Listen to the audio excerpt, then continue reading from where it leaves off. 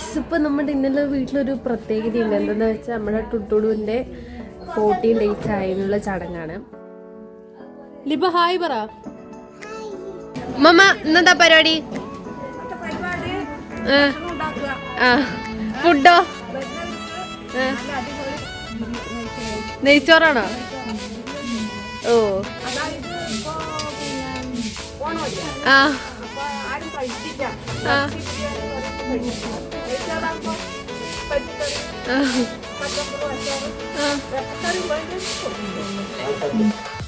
ഞങ്ങൾ കുളിക്കാൻ വേണ്ടി റെഡിയാവാൻ പോണില്ല. അപ്പൊ ഉറക്കം വന്നു. അങ്ങനെ നമ്മുടെ ടുട്ടുടു കുളിക്കാൻ വേണ്ടി പോവാണ്. കുളിയൊക്കെ കഴിഞ്ഞ് ഞാൻ മേടിച്ചെടുത്ത ഡ്രസ്സൊക്കെ ഇട്ടിട്ടുണ്ട്. നല്ല രസമുണ്ടായിരുന്നു കാണാൻ.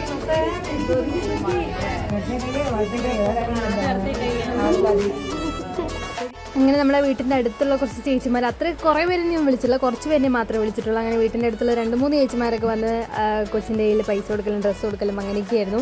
എന്നിട്ട് പിന്നെ നമ്മൾ പന്തല കെട്ടിയത് അപ്പുറത്തെ വീട്ടിലായിരുന്നു. നമ്മുടെ വീട്ടിൽ സ്ഥലമില്ല, അപ്പോൾ നമ്മൾ അപ്പുറത്തെ വീട്ടിലാണ് കെട്ടി. എന്നിട്ട് ആകെ കുറച്ച് പേരുള്ളൂ, ഫാമിലീസിൽ നിന്ന് ആകെ കുറച്ച് പേരെ ഉണ്ടായിരുന്നുള്ളൂ. അങ്ങനെ നമ്മൾ നെയ്ച്ചോറും കറിയൊക്കെ റെഡി, നമ്മളെല്ലാവർക്കും ഫുഡൊക്കെ കൊടുത്തു. പിന്നെ ഉമ്മമാൻ്റെ ഫുഡെന്ന് വെച്ചാൽ ഈ നാട്ടിൽ തന്നെ ഭയങ്കര സ്പെഷ്യലാണ് കേട്ടോ. എന്ന് വെച്ചാൽ ഭയങ്കര എല്ലാവരുടെയും വയ്ക്കാനൊക്കെ പോവും. A for B for C for chicken.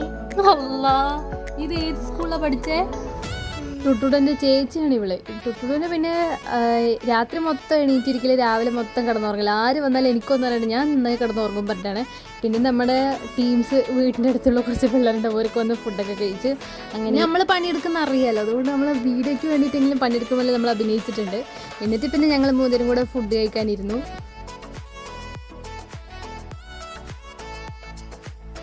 ഇനി എൻ്റെ സ്വന്തം ചേച്ചിനെ ആരും കണ്ടില്ല എന്ന് പറയേണ്ടത്, എങ്ങനെയൊക്കെ അവളെ കണ്ടാൽ കണ്ടു, അത്രയൊക്കെ തന്നെയുള്ള. എന്ത് ഫോട്ടോ എടുക്കാനൊന്നും വിളിച്ച ഓള് വരത്തില്ല.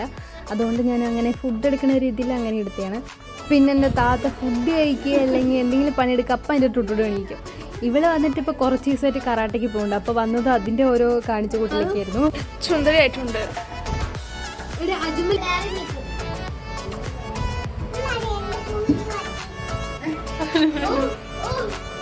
അങ്ങനെ നമ്മുടെ പരിപാടിയൊക്കെ കഴിഞ്ഞ് നമ്മുടെ ഫാമിലി മെമ്പേഴ്സ് എല്ലാവരും ടാറ്റ ബൈ ബൈ പറഞ്ഞു. പിന്നെ നമുക്ക് കിട്ടിയ ഡ്രസ്സൊക്കെ നമ്മളെടുത്ത് നോക്കി.